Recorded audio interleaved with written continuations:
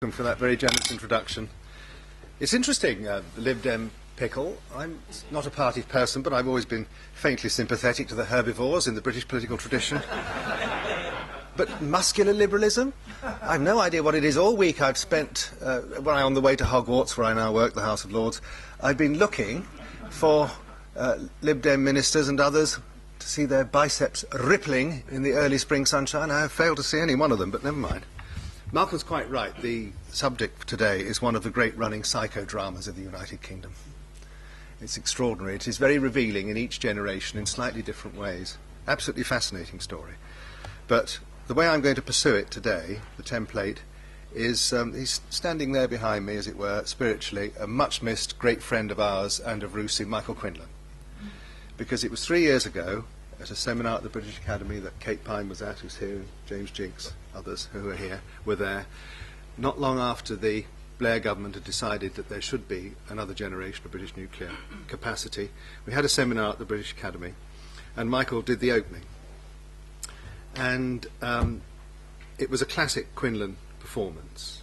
He identified the factors that come into play when the question of Britain as a nuclear weapons power goes live once more.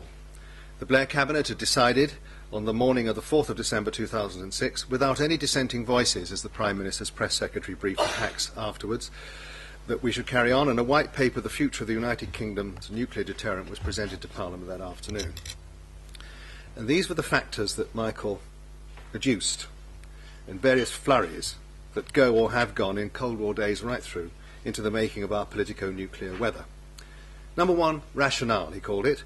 Michael picked up what he called discernible strands: prestige, seat at the top table, influence with the United States, contribution to overall Western deterrence.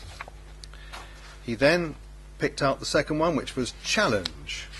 Within governments and Whitehall and without, Michael said, I find myself wondering just why challenges to nuclear weapons status were more frequently recurrent and went deeper in Britain than any other of the four treaty-recognised possessors, that's the United States, USSR, Russia, France and China. Profoundly true, links in with the psychodrama and what Malcolm was saying. Thirdly, cost. A continued worry, said Michael, and indeed it is today, as it was in the Cabinet Committee discussions just across the road in 1945-47 in the Attlee government, which led to the decision in January 1947 to make a British bomb, which was not divulged to Parliament until May 1948 through a planted parliamentary question. It's interesting to note, when examining the swathe of decision-taking from that version of austerity Britain, which really was austerity Britain compared to now, is just how often the decision to carry on or to become a nuclear weapons power in the first place, or to upgrade our delivery capability, has coincided with economic crisis. In fact, it's hard to think of one that hasn't. This was true of the Polaris system in the mid-60s, because there were rolling economic crises in the first of the Wilson governments, which led to a near-continuous defence review, which one or two of you here, I think, might have been involved in. It was true when the decision was taken to improve the penetrability of Polaris with the Cheveline improvement in the final days of the Heath government, and the decision of the last Wilson administration and the Callaghan government to carry on with Cheveline, ditto. It was true too in the fiscally stretched and recession-hit early 1980s when the first Thatcher government decided to replace Polaris with Trident. It was true last summer and autumn as the new National Security Committee, chaired by the Prime Minister David Cameron, sought to reconcile the diverging views of the coalition partners on a successor system to Trident, of which more in a moment. Michael's fourth factor was the attitude of the United States. Put simply, and this is me, not Michael, if a United States president decided to pull the plug on the 1958 agreement for cooperation on the uses of atomic energy for mutual defence purposes, the UK would be very quickly out of the nuclear weapons business. According to the late Sir Herman Bondi, chief scientific advisor to the Ministry of Defence in the early 1970s, and I'm quoting him, if the Americans tell us at one stage we'll go on for another 12 years but not a day longer, we can adapt. If the Americans say tomorrow, all we do for you now will stop, then it won't be many months before we don't have a weapon. The fifth factor was France, a powerful factor in British thinking since General de Gaulle finally achieved nuclear status for his country with the atomic test in the Algerian Sahara in February 1960. And it's linked to the question of American attitudes. So far, neither the leaderships of the USA or the UK has wanted France to be the sole nuclear weapons power in Europe. And if my bug in the cabinet room in December 2006 was working, and I think it was the French factor that persuaded a lot of my old friends who were in CND and found themselves Secretaries of State. That was the reason for carrying on. 6, said Michael, ethics.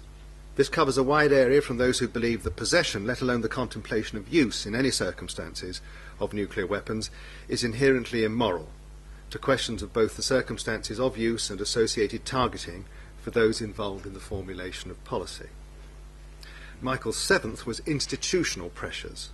Which armed service possessed the deterrent duty? The cost of remaining a nuclear weapons power to other budgets, both within the deterrent duty service, its impact upon the armed forces generally, and the overall configuration of the defence budget. The 8th factor, secrecy. This factor is much diminished to the credit of recent governments. The ending of the Cold War helped naturally, but even before it had ended, Michael Quinlan's evidence on Polaris replacement to the House of Commons Defence Select Committee in 1980 was a breakthrough in relative openness, as was in the same year the so-called Defence Open Government Document 8023. I remember we were rather unkind and asked, well, where are the previous 22, which we hadn't noticed. Defence Open Government Document 8023, which set out in public more fully than before the UK's deterrent rationale, and though which anonymous, bore all the hallmarks of Michael's distinctive pen. In fact, it was unmistakably Michael. And it's to the credit of post-Cold War administrations of all parties here in the UK that we now have vastly more information in the public domain, including the size of the nuclear inventory.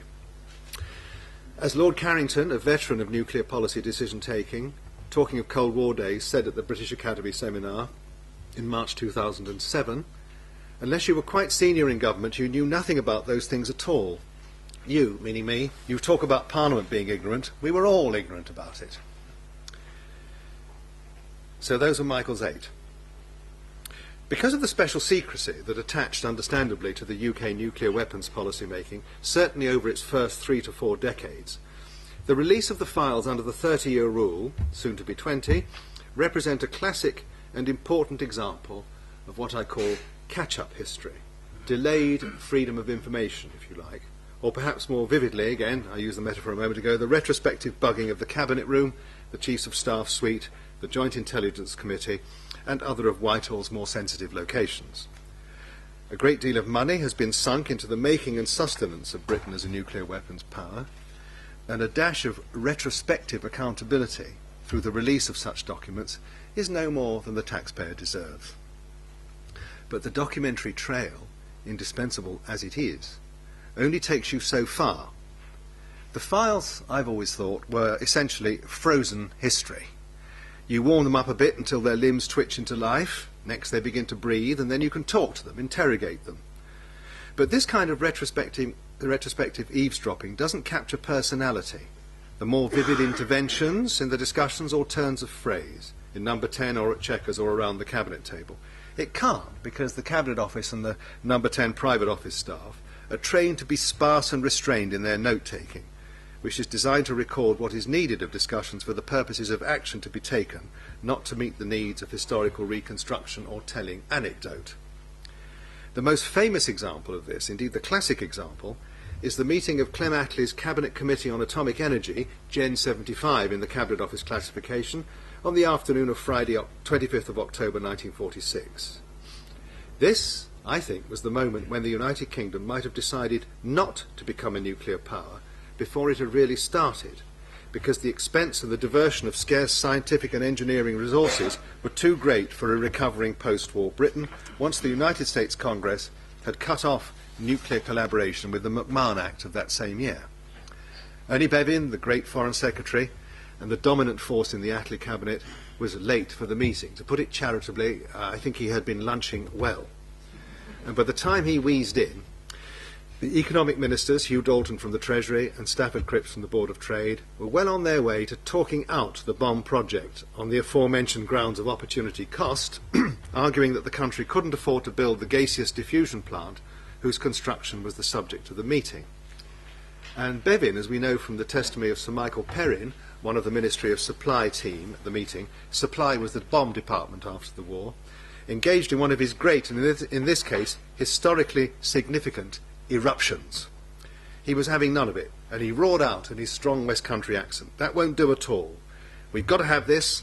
I don't mind for myself, but I don't want any other foreign secretary of this country to be talked to or at as by a Secretary of State in the United States as I've just had in my discussion with Mr. Burns." And here comes the passage that has resonated down the years. We've got to have this thing over here, whatever it costs. We've got to have the bloody Union Jack on top of it. On the way back to the Ministry of Supply from number 10, Lord Portal, the great airman, and now controller of production of atomic energy at the Ministry of Supply, turned to Perrin and said, "You know, if Bevan hadn't come in then, we wouldn't have had that bomb, Michael." But here is how Sir Dennis Ricketts' Cabinet Secretariat minutes capture this crucial crunch moment. In discussion, it was urged that we must consider seriously whether we could afford to divert from civilian consumption and the restoration of our balance of payments the economic resources required for a project on this scale. Unless present trends were reversed, we might find ourselves faced with an extremely serious economic and financial situation in 2 or 3 years' time.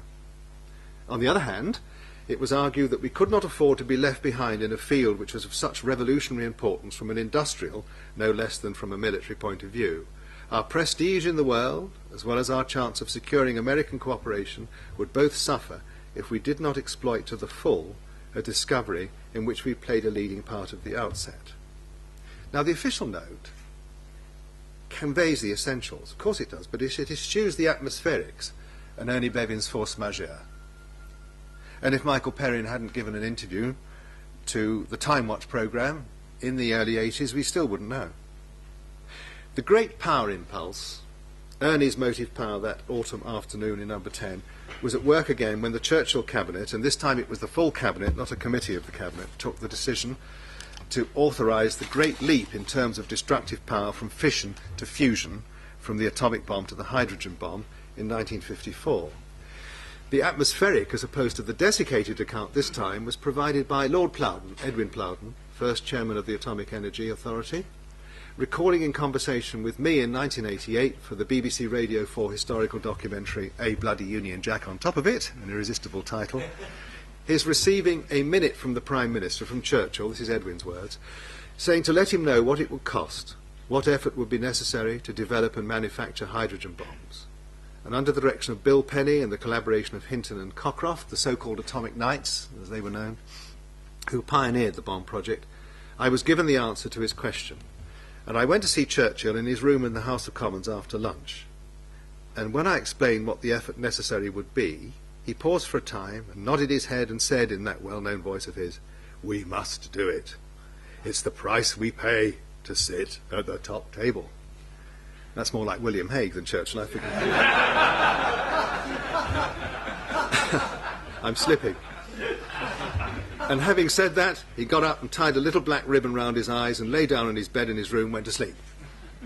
That's how it was done. The chiefs in staff, in fact, rather overdid the great power aspect in the run-up to the 1954 H-bomb decision. They pressed for it as a means of strengthening, I'm quoting, our position and influence as a world power, claiming that our scientific skill and technological capacity to produce the hydrogen weapon puts within our grasp the ability to be on terms with the United States and Russia. There's no way, really, in the mid to late 1950s, that the UK could hope to come anywhere near matching the growing nuclear arsenals of the United States and the Soviet Union. This was a prime example, I think, of what Stryker Maguire, Newsweek's former man in London, calls the British impulse to be a come and remain a pocket superpower. There's a lot of that going on. I don't want to be unkind to the National Security Council. I think it's a bloody good thing. But in the National Security Strategy last October, there was this wonderful sentence which said the National Security Council has decided there will be no shrinkage in Britain's influence in the world. Well, thank you very much. The following day, they removed a very large amount of maritime and aerial capacity. I asked one of them about this and said, in the interests of trust in politics, shouldn't you have foregone it? And he said, we're doing an awful lot on cyber. Very strange, but the same old impulse is there, you know. I don't mind it. I'm not a wider still and wider man. I'm not like that. But I do think we should do what we can in the world. But anyway, I haven't come here to talk about my miniature version of the superpower impulse. Perhaps the most bizarre ministerial intervention uncaptured by the official papers is that of George Brown in the cabinet discussions, when Harold Wilson, having given a contrary impression during the 1964 general election, had taken the decision with a tiny cabinet committee of 3, the smallest ever, to carry on with the Polaris programme to sustain the British bomb once the V-bombers stepped down from the deterrent role. Remember George? He liked to drink as well. Now, the reasoning in Harold Wilson's tiny MISC 16 group, just him and Patrick Gordon-Walker, the Foreign Secretary, Dennis Healey, the Defence Secretary, was interesting when they met on Armistice Day 1964. 3 Polaris-laden Royal Navy submarines, they concluded, would represent the minimum force which would be acceptable to us in the event of the dissolution of the NATO alliance. Isn't that interesting? There it is, the standing alone contingency. The memory of the summer-autumn of 1940, which Sir Frank Cooper, another great friend to many of us in this room, long-time MOD nuclear insider, Frank always reckoned the 1940 impulse played powerfully on Prime Ministers' minds at such moments. The mercurial, occasionally liquid-fuelled and therefore unpredictable George Brown weighed in during a subsequent discussion in a full cabinet on the 26th of November 1964, which among other things had to consider the question of 3 or 4 submarines. Nothing changes, does it? Dennis Healey took up the story when interviewed for that radio documentary by me. Jim, that's Callaghan, Chancellor of the Exchequer, wanted it down to 3, just to save money, of course. But George Brown wanted it down to 3 on the grounds that with 3 boats we couldn't be sure of always having one on patrol, and therefore it couldn't be regarded as capable of being used independently. Now this, I suspect, was not a line of argument that had been anticipated. Remaining a nuclear power for some of the time, but not all of the time, thereby perhaps losing part of what some might see as the moral stigma of being a nuclear power. A bizarre argument. But it was a hugely unlikely figure. Michael Stewart, the very quiet and conciliatory Education Secretary, who became Foreign Secretary later, saw off the Brown argument in a wonderfully British, almost Ealing comedy, nonconformist fashion. And Dennis told me, I remember Michael Stewart saying at the time that it reminded him very much of when he was on the committee of the Fulham Cooperative Society in the 1930s. And they were discussing, being good Methodists all, whether for the first time, whether they should stock wine. I think Lipton's, their competitors, had put an off-licence in them. And they finally decided they would stock wine, but only very poor wine. So a little dash of methody, plus the spirit of the cooperative movement, apparently took care of that argument, at least for the time being. It has surfaced again in our 2 post-Cold War decades in the shape of the contention that even if the UK retains a nuclear force, we no longer need continuous at-sea deterrence, CAS-D. That is a submarine on patrol at all times, and therefore 3 boats rather than 4 are perfectly adequate. CAS-D or no CAS-D is but one of the factors that has illustrated the fact that the UK, in the words of another former MOD Permanent Secretary, Sir Kevin Tebbit, has always been a reluctant nuclear power.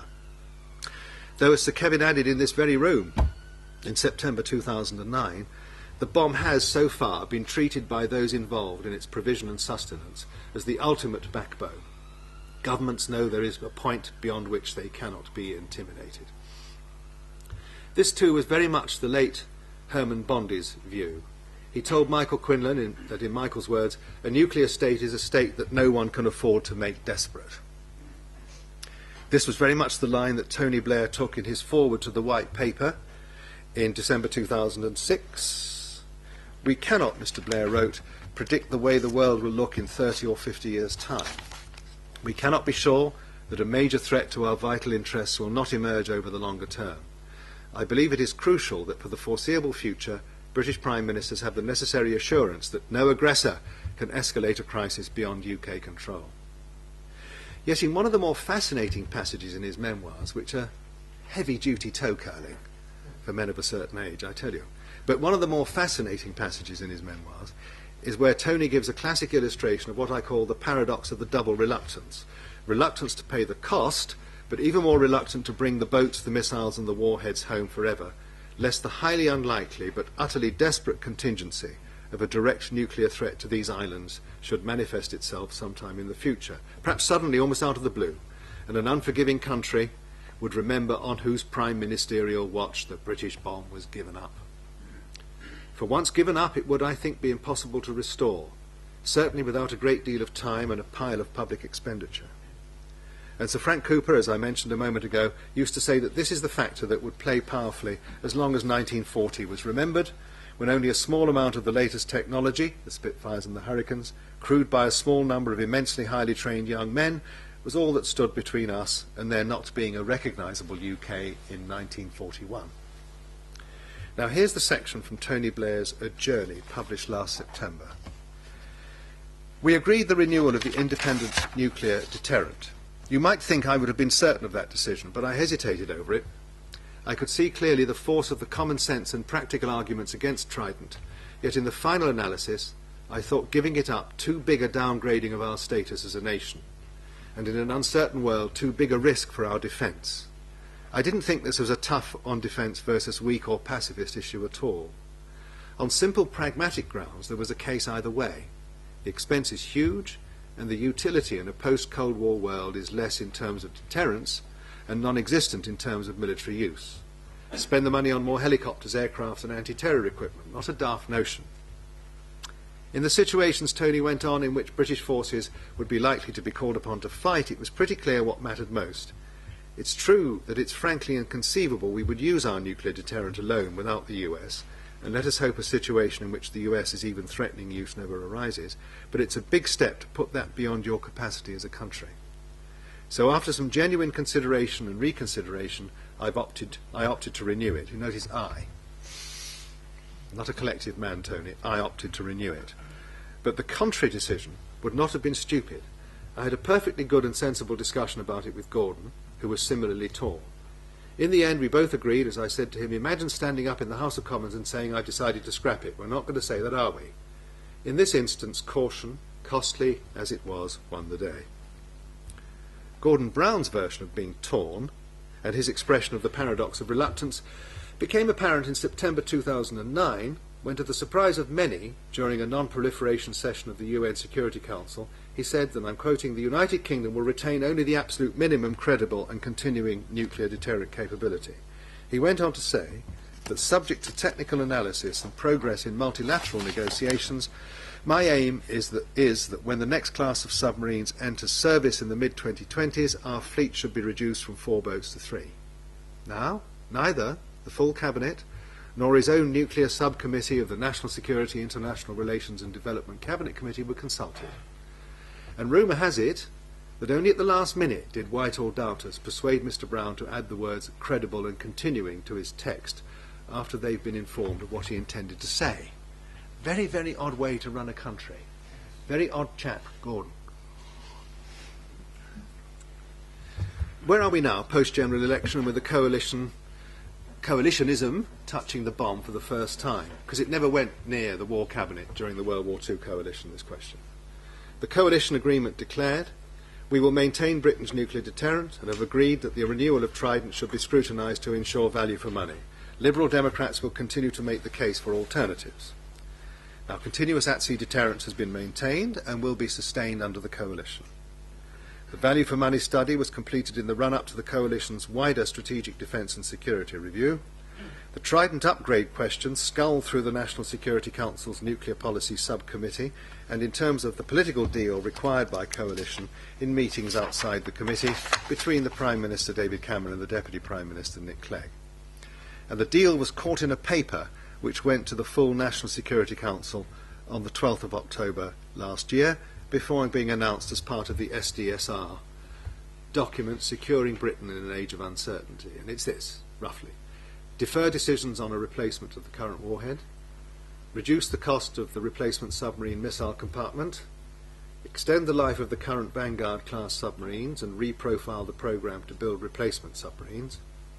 Consequently, take the second investment decision, the so-called main gate decision, finalising the detailed acquisition plans, design and number of submarines around 2016, i.e. after the next general election, reduce the number of warheads on board each submarine from 48 to 40, reduce the requirement for operationally available warheads from fewer than 160 to no more than 120, reduce the number of operational missiles on each submarine. And there was a dash of supporting detail. The value for money review will save £3.2 billion. However, the delay in bringing into service the new submarines and running on the Vanguard boats to the late 2020s and early 2030s, that's between 6 and 8 years longer than the Polaris Resolution class were at sea. I mean, it's going to be a very stretching thing to do, I think, but I'm not an engineer, but heavens above. That will add money to the eventual bill, 1.2 billion. To be precise, the new boats will have 8 operational tubes rather than the 16 on the current Vanguards. The Treasury and the Ministry of Defence have signed off the initial gate deal, and it will be the propulsion system will be the pressurised water reactor 3, new Rolls-Royce one, and it may be imminent. It's been imminent for a very long time, this announcement. It may even be imminent with a capital I. It might even be imminent next week, so the excitement mounts. But it's been signed off. I can see the coalition will be jumpy about it. I mean, it's such a tricky thing for the coalition, so whenever the initial gate's announced, there's going to be a great deal of anguishing, and the more herbivorous members of the coalition will be all upset about it. But there again, they'll have to do it before long. It can't go on like this. Yeah, I don't think, anyway. But I'm not an insider, so I'm not sure. Now, the question of Britain and the bomb, I reckon, will remain live for the current Parliament for the reasons I've just been touching upon. And 2015, if the coalition endures that long, will be a nuclear election, I think, like 1964 and 1983, in 83 when Michael Foot took on Margaret Thatcher. What might be the outcome? So far, though the demise of the British bomb has occasionally seemed possible, no Prime Minister has wanted so far to risk history's verdict as the Premier who gave it away, though I think Michael Foot would have stopped it if he'd been Prime Minister with a sufficient majority in the 1980s. But as I did a story in the Times long ago and far away when I was a journalist, or the Times when it was still a quality newspaper, I did a little study of how long it would take to decommission all our warheads, and health and safety at Burfield meant that it would take longer than 5 years. How interesting, I thought. So, heaven knows, even if Michael had been Prime Minister, we might not have been out of the business.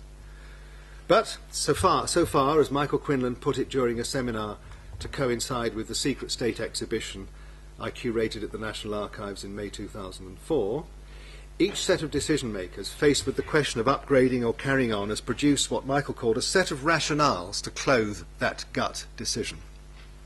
And carrying on, in my judgment, has been exactly that kind of gut decision rather than evidence-based decision for all the paperwork of the cost-benefit analysis that precedes the moment of final choice. Maybe the next election will produce a different behaviour pattern. Certainly there are no Ernie Bevins left to press the case for a Union Jack on top of it, whatever the cost. But if public spending is still tight and growth still spluttering, a construction bill of 20 billion and a through-life cost over 50 years of between 80 and 100 billion might appear unmanageable. Then a number of possibilities flicker. Cripps and Dalton might have their belated way. A decision might be reached that the economy can't bear the load. The Vanguard boats could be run on until they're no longer serviceable, and that's it. Or they may be swiftly brought home to Faslane and decommissioned to save running costs. It may be the hour of George Brown and Michael Stewart's interwar Fulham Cooperative Society. No more continuous at-sea deterrents, with a replacement system cheaper and less top of the range than Trident being carried on the successor-class submarines. Or if the Conservatives win an overall majority and govern solo, a more slimly configured version of the status quo, with fewer missiles and warheads, but 4 boats sustaining continuous at-sea deterrence, and a bloody Union Jack on top of it through to the 2050s, which will give Britain 100 years of an operational bomb, the first one having been delivered to RAF Wittering in December 1953. Now, who knows? The question is, and will remain for some time, on heat, and the Quinlan criteria will retain their salience. My guess, and it's only a guess, is that in some form or another, the UK will remain a nuclear weapon state. If we decided to finish, it will be a considerable moment, the rupturing of a long history that goes back to the pioneering days 70 plus years ago during the Second World War, and the repudiation of a sizable gut instinct. And as that connoisseur of we Brits, Jean Monnet, great Frenchman, remarked of the British people in the late 70s, another time of financial stress, nuclear weapons debate and anxiety about our place in the world, they have not suddenly stepped aside from history. That, I think, still applies to us, nuclear weapons and all, and in my judgment it's set to continue. So my guess is that in the 2050s there will be a bloody Union Jack on top of a British bomb aboard a Royal Navy submarine somewhere in the North Atlantic. Thank you very much.